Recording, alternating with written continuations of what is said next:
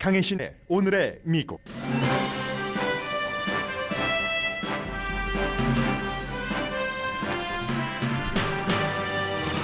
1월에 오픈된 일자리 숫자가 줄어들었습니다. 물론 여전히 고용시장이 좋은 편이긴 합니다.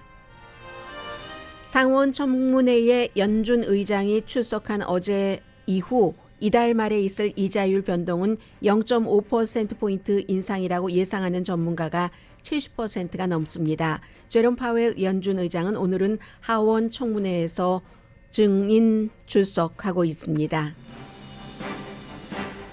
바이든 대통령의 지지율이 지난 6월 이후 최고치입니다. 그러나 그다지 높지는 않은 42%입니다. 바이든 대통령이 대통령이 되고 나서 두 번째 국빈 방문으로 윤석열 대통령을 초대한 것은 북한과 중국 이슈에서 협력을 기대하기 때문이라고 뉴욕타임스가 보도했습니다. 지난주 복부지방 제거 수술을 받기 위해 멕시코에 갔다 납치된 미국인 4명 가운데 2명은 생존해서 미국으로 돌아왔지만 2명은 현지에서 무장괴한의 총에 맞아 시신이 돼서 돌아왔습니다. 4사람이 간 곳은 미국에서 여행 경고를 내린 지역입니다. 미국인은 값이 싸기 때문에 매년 약 100만 명이 멕시코로 의료 관광을 가지만 국무부는 위험성을 재차 경고합니다. 오클라호마주 유권자가 어제 오락용 마리화나 합법화를 거부했습니다.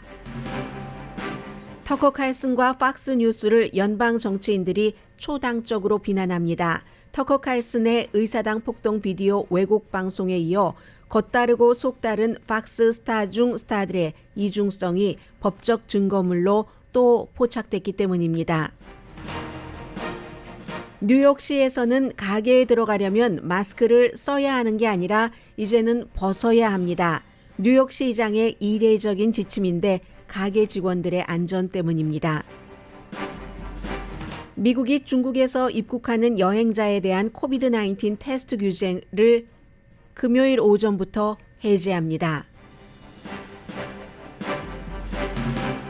여러분 안녕하십니까? 오늘의 미국 강예신입니다. 1월 달에 이제 새로 만들어진 일자리는 예상보다 많은 51만 7천 개였습니다. 그런데 이제 새로 만들어진 일자리와 오픈된 일자리는 좀 개념이 다르죠. 오픈된 저희 사람 구합니다 하는 이런 일자리는 줄어들었다고 오늘 아침에 노동부가 발표를 했습니다. 말하자면 잡 오프닝인 겁니다. 잡 오프닝이 1월 달에 1,080만 개, 한 달 전인 12월 달에 1,080만 개, 1,200만 개보다 줄어든 거죠. 줄어들었습니다. 그리고 특히 줄어든 분야를 보면은 건축, 레저, 호텔, 재정 분야입니다. 물론 그래도 뭐 아직 이렇게 많은 그 오픈된 일자리가 있으니까 이 정도면은 고용 시장이 건전한 편이기는 합니다. 감원이 1월 달에 24만 1,000명이 늘어났습니다. 그래서 특히 이제 감원 늘어난 분야는 뭐 테크놀로지 많이 있지만요. 얼마 전에도 200명 트위터에 이 감원이 있었고 트위터 감원에 대해서는 조금 뒤에 말씀드릴 얘기도 하나 있습니다. 전문직 테크놀로지 분야 빼고는 그리고 이제 비즈니스 서비스 분야에서의 감원이 컸습니다.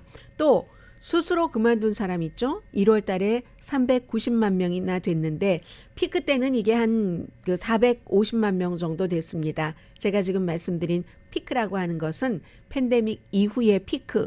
그때가 이제 2021년 11월 달이었는데 너무너무 일자리가 많아서 사람들이 지금 이 일자리 마음에 들지도 않는데 뭐 그만두지 뭐 더 좋은 조건의 일자리, 직장 그런 데로 가지 하고 그만둔 사람이 피크 때 450만 명이었는데 1월 달에는 390만 명이었습니다. 결론은 뭐 이런 많은 숫자를 제가 지금 말씀드렸습니다마는 지금도 조금 약해지기는 했지만 아직까지도 사람을 구하는 사람보다는 일할 사람, 이 고용인이 아니라 고용인이죠. 고용주가 아니라 인플로이에게 노동시장은 좋은 입장이다 하는 거고요. 어제는 상원 은행위원회에서 오늘은 하원 금융서비스위원회에서 제롬 파웰 연준 의장이 청문회에 출석해서 경제에 대해서 여러 의원들의 질문에 답변을 하고 있습니다. 답변뿐만이 아니라 아주 공격적으로 이자율을 그렇게 올려서 지금 고용시장이 나빠지면은 노동자들이 나쁘잖아 이렇게 화내는 사람들이 많아요. 어제는 엘리자베스 워렌 연방 상원 의원이 제롬 파웰 의장에게 그런 얘기를 많이 했었는데 결국은 일반인들은 3월 22일에 이자율이 0.5%포인트 인상되겠구나. 새로운 그 데이터가 나와야지 되지만 그래도 지금으로서는 그렇게 확정하는 것이 어제 제가 이 시간에 말씀드렸는데 그때보다도 지금 조금 더 강해졌습니다. 주식시장 그 뒤에 이제 내림세, 선물시장 이런 거 별로 좋지 않았는데 지금은 이제 다시 사람들이 적응을 하잖아요. 주식시장도 그린 색깔로 변하고 있습니다. 그래서 올해 주식시장도 시작이 좋았는데 연방준비제도에서 이자율을 이렇게 어제 그 연준 의장이 얘기했던 거 오늘도 특별하게 다르지 않습니다. 그런 것들이 계속되면은 약세장이 될 수도 있는 충분한 이유가 있다라고 보고 있는데요.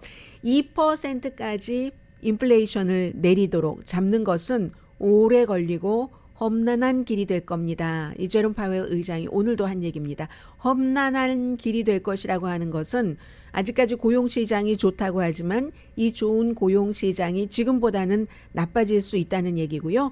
지난해에 이제 8번 이상 올렸고 마지막에는 2월 달에 0.25%포인트 이자율을 올렸는데 12월 달에 이제 5%에서 많아야 기준금 금리가 5.5% 범위가 되지 않을까라고 예상을 했는데 지금으로서는 그것보다 높을 수 있다는 거죠. 현재 기준금리가 4.5%에서 4.75% 사이입니다. 그러면 3월 22일 이달 말에 다시 한번 0.5%를 올리면 이미 5%에서 5.25% 그 사이가 되잖아요. 그리고 원래 이게 마지막이 아니라고 누구나 생각을 했습니다. 그러면 당연히 이게 이달에 이미 5%가 넘고 다음번에 5월달, 6월달쯤에 있죠. 그때 되면은 6%까지 갈 수 있다. 이렇게 각오를 조금 하시는 게 좋을 것 같고요. 그러니까 이제 그 민주당 의원 가운데서 일부가 아니 실업률이 이러다가는 4.6%까지 될 수 있다. 그게 무슨 말이냐면은 그 연준 의장 잘 들으세요. 200만 명이 실업자가 될 수도 있다는 얘기입니다. 350만 명까지도 될 수 있다는 얘기입니다. 아니 목숨을 걸고 도박을 할 수 있습니까? 계속 이자율을 올리면서 이렇게 얘기하는 의원들이 지금 하원에서도 있습니다. 거기에 대해서 파웰 의장은 어제 오늘 똑같은 답변을 합니다. 네, 일자리를 잃을 가능성 충분히 있습니다. 그러면 일자리를 잃는 사람도 있겠죠. 그로 인해서 그러나 인플레이션을 5%, 6%로 계속 놔둬야지 된다는 얘기입니까? 이 인플레이션 물가 상승이라는 것은 일자리를 찾는 사람뿐만이 아니라 모든 사람에게 전부 영향을 주는 겁니다. 피해를 주는 겁니다. 실직 가능성은 인정하지만 지금은 3.4%로 역사상 최저 수준이고 설령 4.6% 실업률이 된다 하더라도 역사적으로 낮은 겁니다. 보통 6% 미국은 그렇잖아요. 지금 워낙에 거의 60년 만에 최저의 실업률이라서 그렇지. 그래서 지금 이제 이런 것들을 보면은 바이든 대통령에게는 걱정이 되는 겁니다. 일자리 많다, 실업률 낮다, 인플레이션도 괜찮아지고 있어, 물가 상승률도 이렇게 계속 얘기를 해야지 되는데 이걸 보면 대통령이 연준 의장이 물론 연방준비제도가 정부 기구이기는 합니다만은 독립적이기도 합니다. 마음대로 못하는구나. 본인이 재선에 나가기 위해서 본인에게 유리한 식으로 이렇게 한다든 이걸 전혀 못하는구나 하는 것을 느낄 수가 있습니다. 그리고 이제 바이든 대통령의 지지율은 여러 매체에서 조사를 하지만 그렇기 때문에 한 매체에 연속되는 그 조사 결과를 보는 것이 중요합니다. 저는 사실 오늘의 미국에서 이 지지율 같은 것, 여론조사 결과를 숫자를 아주 자세히 길게 보도하는 편은 아니거든요. 워낙에 제가 숫자에 약하기도 하지만 그것보다는 무슨 시시콜콜한 그런 숫자가 다 거기에 따라가다 보면은 오히려 자꾸만 이제 큰 줄기를 잊어버릴 수도 있기 때문에 그런데 오늘 조금 말씀을 드리겠고요. 특히 이제 대통령의 지지율이라는 오늘도 그렇게 자세히 말씀드리진 않을 거예요. 숫자는. 대통령의 지지율이라는 것은 이 시점에는 우리가 아직까지 임기가 남아 있지만 또다시 이 대통령과 같이 갈 것인가 말 것인가 때문에 중요한 거죠. 그리고 한 여론조사의 지지율을 계속 보는 게 여러 매체의 지지율을 이번엔 이 매체, 다음엔 저 매체 보는 것보다 낫습니다. 해서 제가 지금 말씀드릴 것은 로이터와 입소스의 여론조사 결과 오늘 발표됐습니다. 지지율이 42%로 2월 달보다도 1%포인트 좋습니다. 기본적으로는 인플레이션에 대해서 조금 나아지고 있다는 것을 사람들이 생각하고 있기 때문이라는 뭐 그런 해석을 내놨고요. 실업률도 낮은 편이고, 그리고 이제 지난달 말에 러시아가 우크라이나를 침공한 지 1년이 돼서 우크라이나도 방문했고 폴란드도 방문을 했고, 물론 국내에서는 그 열차가 탈선을 해서 나중에 또 한 번 또 탈선을 했어요. 그 오하이오주의 이스트 팔레스타인에는 안 갔잖아, 이런 비난도 있지만 교통부 장관이 대신 갔고요. 조금 늦게, 트럼프보다도 늦게.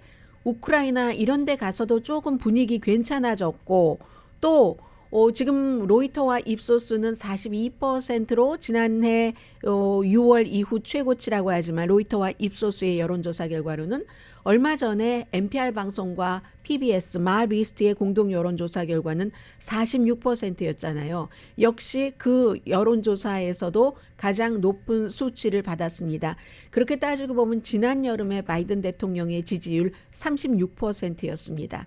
이거 30% 아래로 내려가는 것 아니야? 하는데 이제 이게 많이 괜찮아졌고, 그리고 뭐 인플레이션, 우크라이나 이런 것 이외에는 대통령의 지금 학자금 탕감하는 거, 대학 융자금, 그 부분에 대해서 민주당은 81%가 그 행정명령을 지지합니다. 지금 연방대법원이 심의를 하고 있습니다. 이게 대통령이 할 수 있는 건지 아닌지.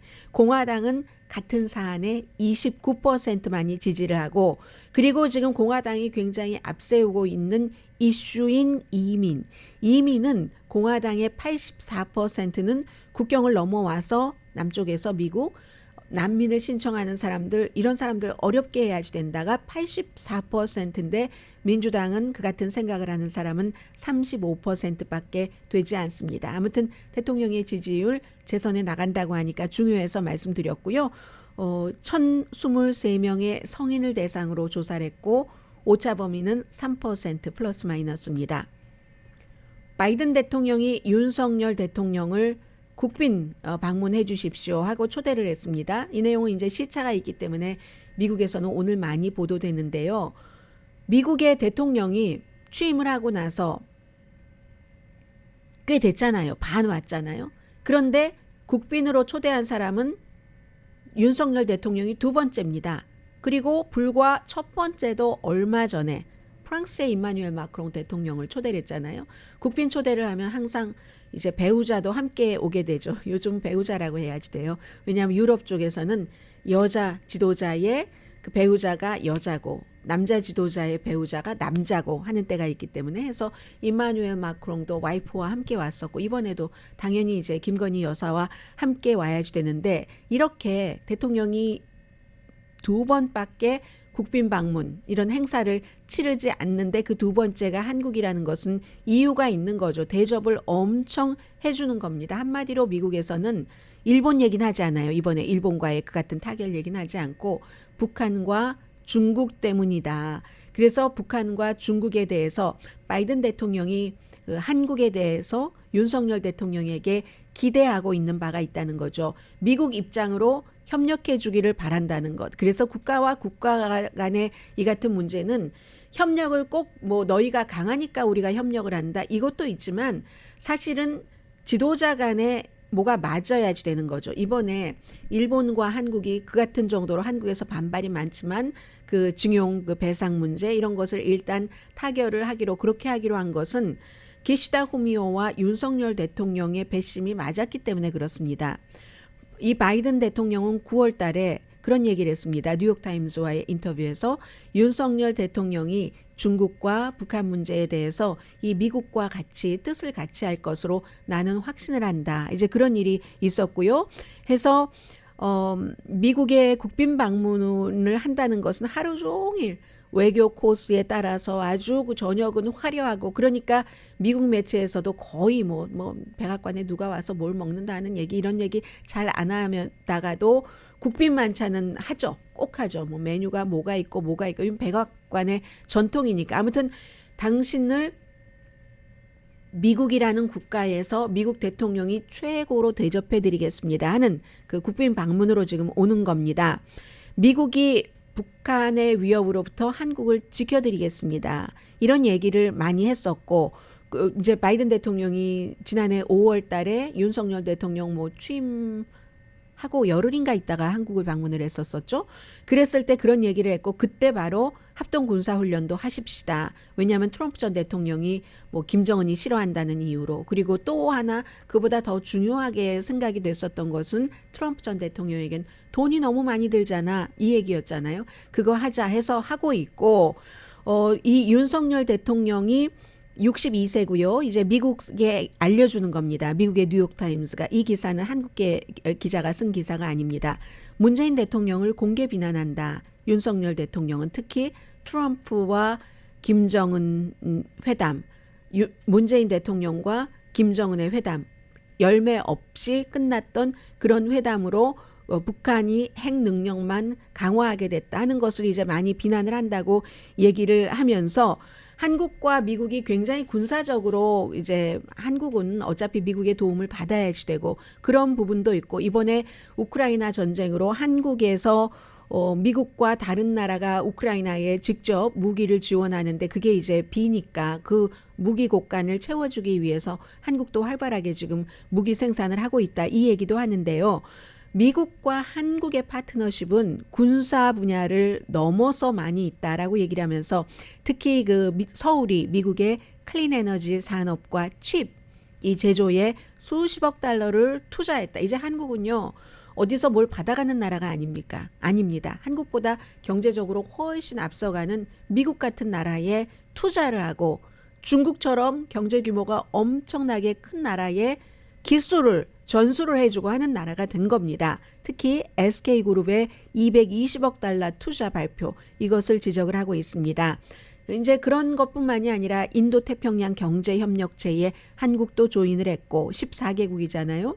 중국에 대항하기 위해서 공급망 이런 것, 테크놀로지의 분야에 있어서는 공동 4칩, 미국, 한국, 일본, 대만 이런 것도 지적을 하면서 백악관에서는 여전히 철통 같은 한미 동맹을 확인을 하고 있고 한미 동맹 여기에는 경제적인 것 또 정치적인 것 안보뿐만 아니라 백악관에서 지금 얘기하고 있는 것은 사람과의 관계에 대해서 이것도 이제 이번에 4월 26일이죠. 윤석열 대통령이 미국에 국빈 방문을 하게 되면은 바이든 대통령과 의논할 안건이라고 얘기를 합니다. 두 사람이 이미 여러 번 만났어요. 11월 달에 뭐 캄보디아 푸놈펜에서도 만났고 그 전에 이제 뭐 어디에서도 만났죠. 아무튼 유엔에서 만났었죠. 9월 달에는 미국에서도 만났었고 아무튼 그렇습니다. 그래서 이 기사에서는 일본과의 협력에 대해서는 전혀 언급하지 않았지만 왜냐하면 미국에서 보도하는 기사이기 때문에 백악관발 뭐 대통령의 뭐 국가안보보좌관실 이런 데를 다 취재를 하고 하는 거니까 그러나 어쨌든 시점 자체는 이렇게 백악관에서 국빈 방문으로 두 번째로 윤석열 대통령을 초대를 했습니다 하는 것을 딱 그 발표한 시점은 한국과 일본이 미국이 그렇게 바랬었던 어쨌든 그 징용이나 위안부 이 문제에 대해서 한국 대법원이 2018년도에 일본 회사가 해라 했는데 일본 회사에서 하지 않고 있고 결국은 한국에서 예전에 일본에서 다 물러나고 나서 이제 무상으로 지원도 하고 또 아주 싼 이자로 차관까지 3억 달러인가요? 그건 다 갚았죠. 이자가 뭐 이자 붙으나 마나한 이자인 그 정도였습니다.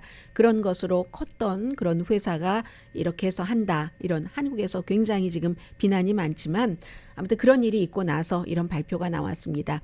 그 부분에 대해서는 한국으로선 사실은 좀 선택의 여지가 없는 부분들도 있습니다. 미국과의 관계에서 또 그 일본과의 관계에서 미국이 그걸 원하니까 어느 부분 그렇게 하려고 한 것도 있고 물론 윤석열 대통령의 뭐 개인적인 시각도 당연히 있을 수 있겠고요. 문제는 지금 한국에서 일본과 어떤 일을 하던 미국과 어떤 일을 하던 무조건 반일과 무조건 반미 시각도 많습니다. 그리고 그 같은 시각도 존재하는 게 건전한 민주주의라는 것도 분명한데, 근데 문제는 한국이 그럼 미국에 대해서 뭐라고 얘기하고 너희와 손을 끊겠어, 손절하라고 하면서 손절 못 하잖아요. 왜 그렇습니까? 한국이 완전히 북한에 대해서, 다른 중국의 위협에 대해서 이런 국방을 미국 없이 할 수 없기 때문에. 그리고 일본과도, 일본에게 이번에 정말 많은 양보를 했습니다. 완전한 패배라고 얘기하는 사람들도 많고 실제로 그렇게 계산을 할 수도 있습니다. 그러면서 이제 일본의 기시다 후미오가 용감하지 않았다, 도덕적으로도, 이런 지적들도 받고 있는데, 그것도 일본과 손절을 할 수가 없잖아요.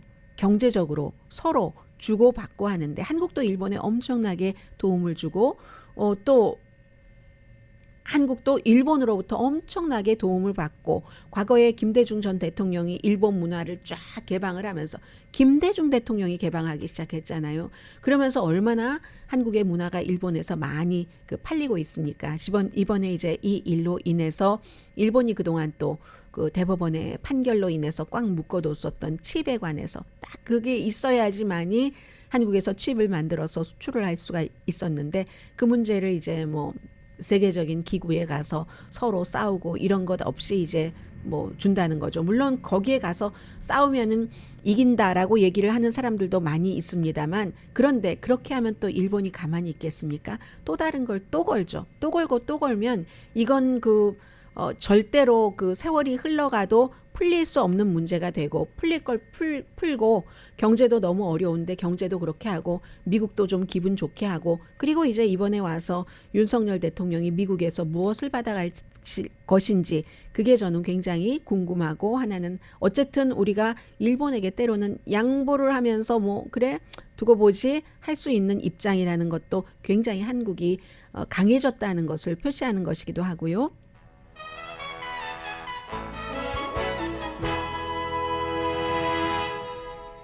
잠시 뒤에는 이제 오클라호마의 마리화나 문제도 전해드리겠고, 방금 전에 텔레비전에서 터커 칼슨 모습이 보였는데, 저는 사람이 어떻게 저렇게 방송을 할 수 있을지 정말 제가 이렇게 말씀드리면 안 되고 자제해야지 되는데, 인간의 능력을 의심을 하게 됩니다. 터커 칼슨이 나 트럼프 너무 싫어, 어제 나온 얘기도 트럼프 징글징글하게 아주 열렬하게 싫어해 하면서도 또 뭐 의사당 폭동 사건이니 뭐니에 대해서 계속 거짓 보도를 하고 있거든요. 어떻게 그렇게 이중적일 수가 있는지 이해가 되지 않습니다. 오죽하면 공화당 정치인들도 터커 칼슨과 팍스를 공개적으로 비난을 하겠습니까? 잠시 뒤에 어떻게 그럴 수 있는지 전해드립니다.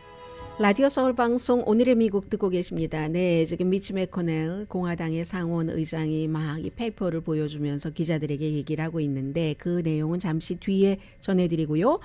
미국은 워낙에 큰 나라이기 때문에 오늘도 어디에선가 선거가 치러질 겁니다. 어제는 오클라호마주의 유권자들이 마리화나의 오락용 합법화에 대해서 거부를 했습니다. 투표를 했는데 뭐 거의 100% 개표는 아니고요. 현재 4분의 3 이상 개표를 했는데 63%가 반대를 했으니까 이건 반대로 나오는 거고요.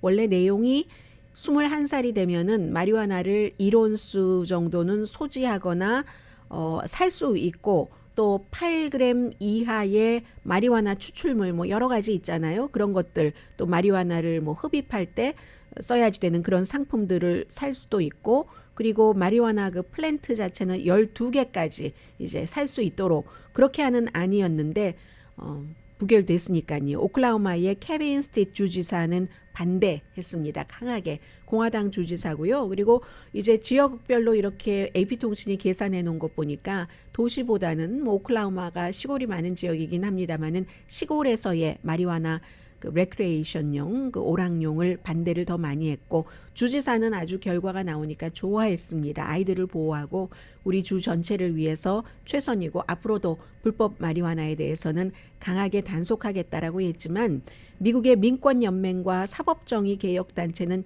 예스라고 찬성을 하라고 홍보를 했었습니다. 언젠가는 그렇게 될 것이다 하면서 연방정부에서도 마리화나에 대해서 과거에 전과자였던 사람 전과를 다 사면해 줬는데 하고 얘기를 하지만 어쨌든 그 주의 분위기인 거죠. 그래서 저도 요즘은 자꾸만 나이가 들어가니까 내가 더 나이가 들었을 때도 캘리포니아주에서 계속 살 것인가? 좋아요. 저는 캘리포니아가 좋지만 생활비를 절약하려면 다른 곳으로 가야지 되지 않을까? 오늘의 미국 준비하면서 항상 다른 주의 분위기를 보게 됩니다. 얼마나 그것도 이슈에 따라 다르지만 이 주가 마리화나 이슈는 그렇지만 제일 먼저 보는 것은 인종에 대한 이민자에 대한 시선이 따뜻한가? 차가운가? 아니면 차갑지 않으면서도 아주 시니컬한가? 이런 걸 보게 되는데 이게 이제 오클라호마의 기본이고요. 오클라호마도 2018년도에 의료용 마리화나는 합법화했습니다. 지금 의료용 마리화나가 30개 주에서 합법화가 됐고 레크레이션용은 21개 주에서 뭐 캘리포니아, 뉴욕 이런 아주 뭐 유타라든가 뭐 이런 주 등등을 포함을 해서 뭐 오레곤, 뭐 워싱턴 다 들어가겠죠. 당연히 진보적인 주들은 해서 21개 주에서 오락용 마리화나가 합법합니다. 그러니까 얼마나 격세지감이 있습니까? 한국에서는 뭐 유명한 연예인이 꼭 마리화나뿐만이 아니라 다른 것도 검출됐다고는 하지만 이래서 크게 벌받고 사람들 시선이 획 돌아지고 하는데 토라지기도 하고 그 유명인에 대해서. 그런데 그 사람이 만약에 미국에 있었다면 어땠을까 뭐 이런 생각도 해보게 되고요. 자, 지금부터 박스에 대해서 여러분들께서 많이 속은 박스에 대해서 말씀을 드리겠습니다. 박스의 내전이라고 표현을 하는 매체도 있습니다.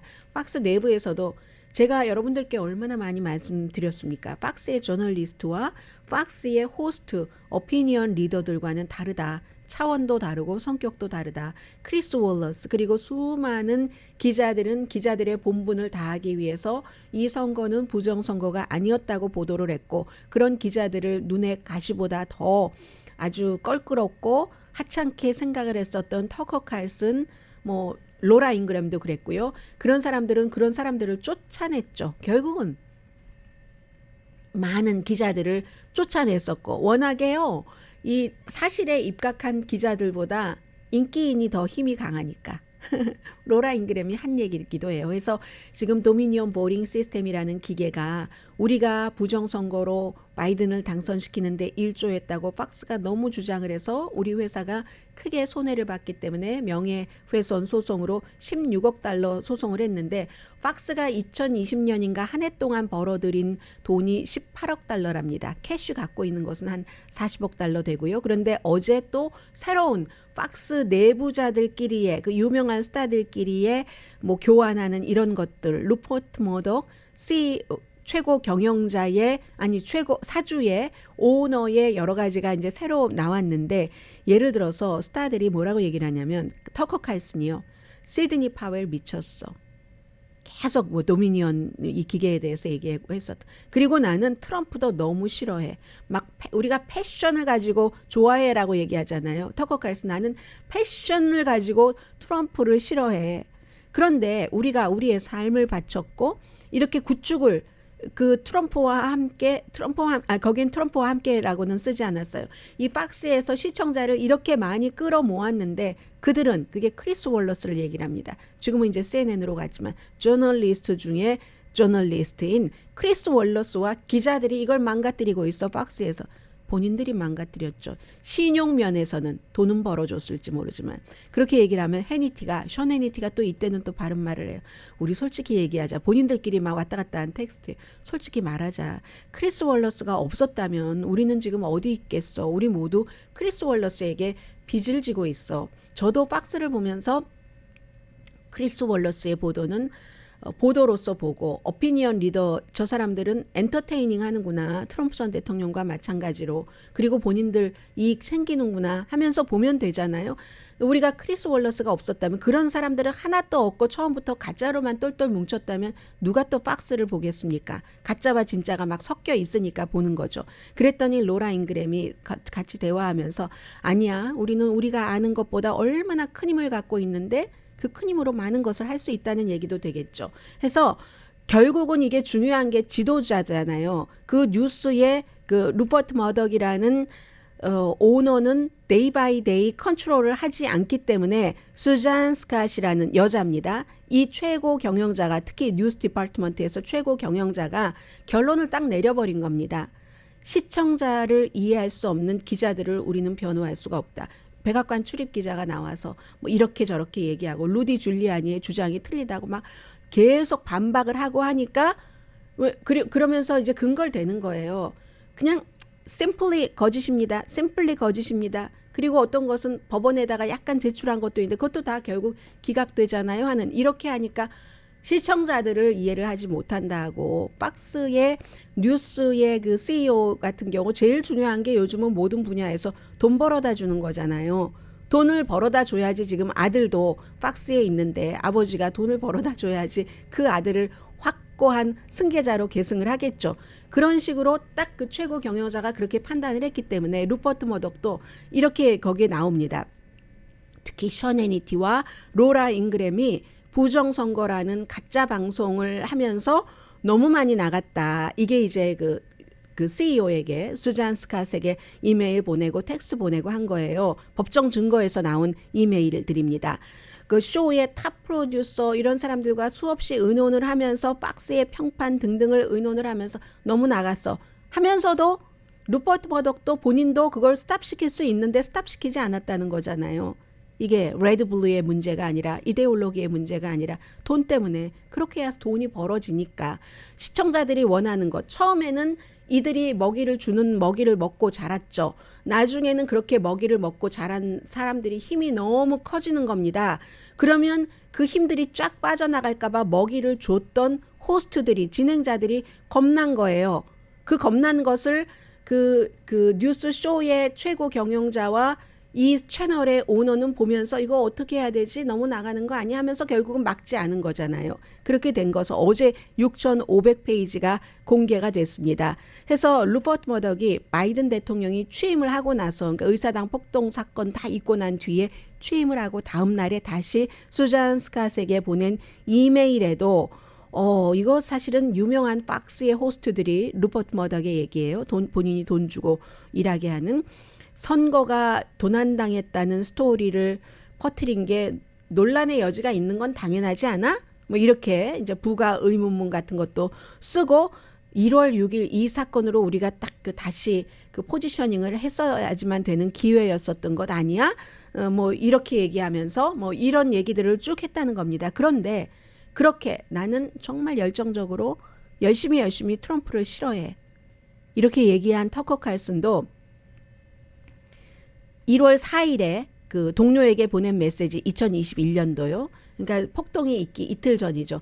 그 메시지에도, 그런데 방송에서는 막 트럼프 싫어한다고 하면서 방송에서는 트럼프를 열심히 칭찬하는 거예요. 그게 이런 일을 다 했는데 말이야. 이렇게 얘기하면서 우리는 너무 그 재난이었다, 재앙이었다, 트럼프 시대가. 그리고 이 그 부정선거가 아니다. 이런 것을 인정을 할 수가 없다는 거예요. 본인들도.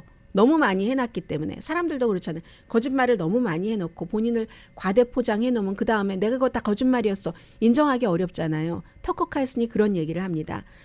그래서 그렇지만 지네들끼리 얘기할 때는, 제가 지네들끼리라고 했어요. 본인들끼리 얘기할 때. 근데 솔직히 말하면은 트럼프에게 실제로 좋은 점은 없어. 이게 터커 칼슨이 본인이 쓴 글로 남긴 겁니다. 또 2월 달에는 트럼프는 악의 세력이야. 파괴자야. 이렇게 얘기를 하고는 보수에서 가장 강력한 목소리인 터커 칼슨은 속으로는, 뒤로는 그렇게 얘기하면서 또 어제도 의사당 폭동 사건에 관한 그 비디오를 공화당의 케빈 맥카티 하원 의장에게 입술해서 여전히 그렇게 얘기를 하고 있잖아요. 저건 평화였다, 관광객이었다고 얘기를 하잖아요. 질서 정연했고 온유했고 시스템을 믿는 사람이었고 혼돈과 파괴가 없었는데 파괴가 있었다고 거짓으로 다수의 메인스트림, 뉴욕타임스, 워싱턴 포스트, CNN 이런 데를 말하는 거예요. 메인스트림이 가짜로 보도를 한다. 어제도 그랬고 그제도 그랬고 이런 얘기에 대해서 악시오스의 한 그 기자는 터커 칼슨이 시청자를 바보라고 생각하는 건 하루 이틀의 얘기가 아니지만 그렇게 다 믿고 계시다면 여러분도 바보가 되신 겁니다. 애틀란틱의 데이빗 그레이엄이 그렇게 얘기를 했습니다. 실제로 재주가 있어요. 그렇게 믿게 하는 터커 칼슨이 굉장히 재주가 있습니다. 그리고 똑똑한 사람이 그 아래 너무 많아서 자료를 많이 약간 비틀어서 사실처럼 많이 너무 잘 써주고 있는 겁니다. 써준 거를 읽으면서 말로써 사람을 홀리는 재주가 있는 거죠. 그래서 이제 어쨌든 트럼프의 확고한 지지자들은 누가 무엇이라고 얘기하던 터커 칼슨이 막 저렇게 주장하고 뒤에서 딴 말하는 거 알면서도 그냥 그 말을 믿고 싶은 거예요. 트럼프의 지지자이기 때문에 딴소리를 해도 또 받아들일 것을 안다. 애틀란틱의 데이빗 그레이엄 기자가 얘기를 했습니다. 그런데 일반 사람들은 바보처럼 터커 칼슨이 다 바보로 취급하고 말하는 것을 그대로 믿거나 믿고 싶어 하시는 분들은 그분들의 자유인데 지금 정치인들은 초당적으로 분노하고 있습니다. 그것도 상원과 하원이 수준이 다르더군요. 하원에서는 여전히 터커 칼슨을 지지하는 사람들이 좀 있고 그리고 그 비디오 테이프를 준 이 케빈 맥카티도 난 비디오 테이프 준 거 후회하지 않는다 하는데 상원 의원들은 많은 사람들이 분노합니다. 민주당은 제가 말씀드리지도 않겠어요. 우선 의사당의 경찰국장인 토마스 메인저 씨가 아니 경찰이 가이드를 해줬다고 그 폭도들을 터커 칼슨이 그렇게 방송을 했거든요. 그리고 차분한 순간만을 뽑은 그 4만 얼만큼의 시간 중에서 체리피킹이라고 표현을 했어요. 의사당 경찰국장이. 그리고 브라이언 그 세크닉이라는 경관이 숨졌잖아요. 다음 날. 물론 심장마비로 숨졌지만 이 경찰국장이 얘기를 합니다. 심장질환이지만 그 전날 그렇게 몇 시간 동안 오래 폭도들과 싸우지 않았다면 이 사람이 그 다음날 심장질환을 일으킬 이유가 없다. 그래서 이제 검시에도 그게 영향을 미쳤다고 나오는 것이고 미치 매코넬 공화당 상원 원내대표는 터커 칼슨과 박스를 강하게 비난합니다. 경찰국장의 의견과 나는 같다. 의사당 경찰국장의 의견과 같다. 지금 박스가 계속 터커 칼슨이 저런 것, 그 비디오 보여주도록 하고 하는 것은 실수하고 있는 것이다라고 얘기를 했고요. 노스캐롤라이나가 지역구인 공화당의 탐 틸스 의원도 헛소리하고 있네. 내가 그 자리에 있었어. 케빈 크레이머 상원 의원, 노스다코타의 공화당 의원입니다. 거짓말. 터커 칼슨 거짓말. 유리창과 문을 뚫고 경찰의 경계를 넘어 의사당에 들어가면 범죄지. 그 뒤엔 어떻게 했어? 기물 파손 등등등. 교수형에 처한다고 하고. 존 케네디 루이지아나주의 공화당 의원. 나 거기 있었다니까 가증스럽다. 터커 칼슨이요. 이렇게 얘기를 합니다. 그러나 터커 칼슨을 지지하는 사람도 있죠. 뒤에서 나 징글징글하게 싫어. 라고 얘기를 들은 트럼프 전 대통령 잘하고 있네 이런 얘기를 하고 있습니다. 어쨌든 배심원 재판은 4월 달에 시작이 되기 때문에 이 팍스가 16억 달러 손해배상 청구 그 소송에서 만약에 진다면 언론사가 지기는 쉬운 일은 아닙니다만 만약에 진다면 이게 거의 1년의 수익과 맞먹을 정도인데 그것도 한창 때 팬데믹 때 텔레비전 얼마나 많이 봤어요. 그러고도 팍스가 아주 그 안전하게 일을 할 수 있을까? 그럼 이건 다른 매체에는 어떠한 영향을 미칠까 하는 뜻에서 미국에는 굉장히 중요한 이슈입니다. 네.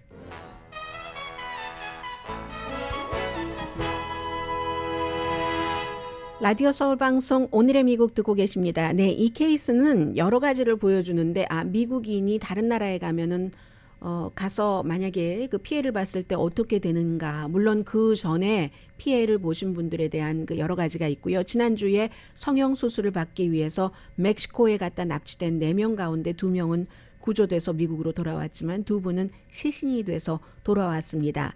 마타모로스라는 멕시코 동북부 리오그란데 강 텍사스 그곳과 이제 접한 항구 도시인데 4명 모두 노스캐롤라이나주에서 가신 분이고요. 살아나신 분 가운데서 한 사람은 다치지 않았고 한 분은 다리를 다쳤는데 한 사람은 6자녀의 어머니랍니다. 노스캐롤라이나 그 자동차 라이센스를 가지고 하얀색 미니밴 자동차를 타고 가는데 무장괴한이 총을 쏴서 그렇게 된 건데 이 이제 멕시코 지금 24살의 한 사람이 체포가 됐는데 로컬 마약 카르텔이요. 이름이 뭐라고 하던가요? 걸프 카르텔이라는 호세라는 사람이 체포가 됐는데 왜 그랬는지는 알 수 없죠. 아직은 마약 밀매업자로 오인을 했는지 아니면 파벌 사이에 그 공격에 휘말렸는지는 불분명하지만 미국이니까 이런 일이 있은 다음에 아주 바로 그냥 멕시코 군인이 중무장을 했습니다. 중무장을 하고 당국의 도움을 받았고 멕시코 대통령이 사과한다. 우리나라에 와서 그런 일을 당하니까 하면서 바로 이제 이분들이 이제 오신 거예요. 그런데 어떤 그 복부 비만을 제거하는 그 수술을 받기 위해서 가셨는데 돌아오신 분이요. 한 분이 그 어머니가 6명의 자녀가 있는 어머니라고 하는데 그분의 또 어머니가 가지 말아라 했더니 괜찮아야 하고 갔었다는 거고 바로 마타모로스라는 곳이 있는 주가 타마올리파스라는 주인데 미국이 6개 주 가지 말아라 거기 갱도 말고 하고 경고한 주인 겁니다. 그런데 이제 메디칼 관광을 미국 사람들이 많이 가잖아요. 특히 국경 지역에는. 그래서 이제 이게 문제인데 국무부가 아무리 위험을 경고하고 질병통제국이 감염될 수도 있다라고 경고하지만 전반적인 그 치료 퀄리티는 떨어지지 않는다는 거거든요. 미국과 비슷하다는 얘기고 국경 지역에 살고 있고 아니면 또 그쪽에 가족이 있는 그런 분들은 미국에서 할 수 없으니까 왜냐하면 보험이 있어도 너무 비싸니까 그래서 어스틴에 있는 텍사스 그 대학교 사회학 교수고 이민 그 전문가인 네스토 로드리게스 이분이 경제학 때문에 가는 거다라고 얘기를 합니다. 특히 이제 치과 임플란트 수술 받으러 가시는 분들 많고 값은 싸고 뭐 갑상선 그 기능 저하증 같은 경우도 마찬가지인데 갑상선 기능 저하증 같은 경우는 자주 가야지 되니까 어떤 분이 뭐 영국 BBC 방송과 인터뷰하는 것 보니까 가도 나는 혼자 가지 않고 또 무슨 꼭 누구와 같이 가고 뿐만이 아니라 뭐 바하 캘리포니아 샌디에고에서 3분만 가면 있는 티와나도 있잖아요. 티와나에는 11월 달에 2022년 지난해 11월 달에 완전히 33층짜리 의료시설이 오픈을 했답니다. 세계 최고라고 본인들은 선전을 하고 있는데 스페셜리스트들 많고요. 뭐 성형 있고 호텔 쇼핑센터도 옆에 전부 있고 아무튼 국무부는 여기는 가지 마십시오 하고 분명히 이제 납치 뭐 또 범죄의 희생자가 될 수 있다 하고 경고를 하고 또 하나가 있습니다. 요즘은 미국이 이민에 대해서 적대적이기 때문에 미국인에 대해서 적대적인 그 멕시코 사람들도 무척 많다는 것. 이것도 이제 관계 당국에서 온건한 말로 경고를 합니다.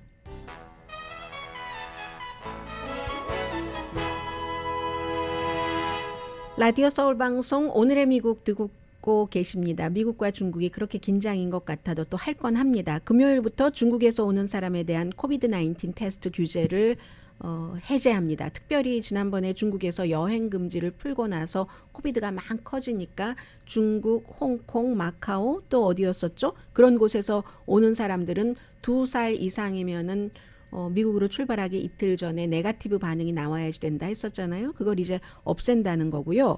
뉴욕시에서는 이제 뉴욕에 살고 계신 분들 안녕하세요. 가게에 들어가실 때마다 가게 그 종업원들이 마스크를 일단 벗으십시오 하고 요청할 겁니다. 뉴욕의 그 에릭 아담스 시장이 일단 벗었다가 가게 안에서 쓰는 것은 개인의 자유지만 이게 이제 직원들을 보호하기 위해서 그렇다는 겁니다. 뉴욕에 뭐 델리도 많고 여러 가게 선물 가게들도 많은데 마스크가 복면이 될 수 있잖아요. 그래서 이제 마스크를 벗으면 일단 뭐 감시 카메라 같은 거에도 전부 쓸 수 있으니까 경찰국이 굉장히 좋아하고 팬데믹 때문이 아니라 범죄 때문에 걱정 때문에 이제 팬데믹이 다 나아져서 벗으라는 게 아니라 일단 마스크를 벗으라는 얘기입니다. 지금도 뭐 스토어에는 마스크 쓰세요, 백신 접종하세요 하는 것 많이 붙여 있는데도 불구하고 지난해에 뉴욕에서 절도 강도가 2013년 이후에 뭐 17,000건을 넘은 적이 없는데 그 17,000건을 넘었답니다. 그러니까 범죄자들은 알잖아요. 카메라가. 그런데 요즘은 아이폰은 마스크 쓰고도 페이스 인식 하던데요. 그거 하는 거 보니까 아무튼 그렇게 하는데 많은 의문도 있죠. 왜냐하면 면역력이 약한 사람에게까지 이렇게 벗으라고 하는 것은 이건 연방법 위반이고 뉴욕주의 인권에도 위배가 될 수 있다 하는 얘기도 있기는 있습니다만 각 주마다 시마다 사정이 다르기 때문에 이런 것을 내놨습니다.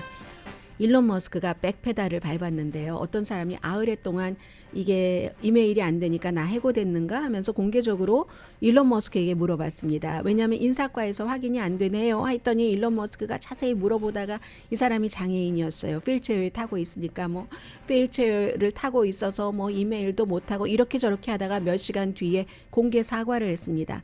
이 사람이요, 일론 머스크 트위터에 스타트업 어떤 회사를 판 사람이에요. 아이슬란드에 사는 사람인데 팔면서 뭔가 조건을 형성을 해서 아이슬란드에는 이제 그 세금을 많이 내게 하고 하는 건데 일론 머스크가 나중에는 내가 잘못했다 하면서 트위터보다 비디오로 했거든요. 나중에는 트위터보다 페이스 투 페이스의 이 대화 소통이 훨씬 낫네라고 얘기하더군요. 강희신이었습니다.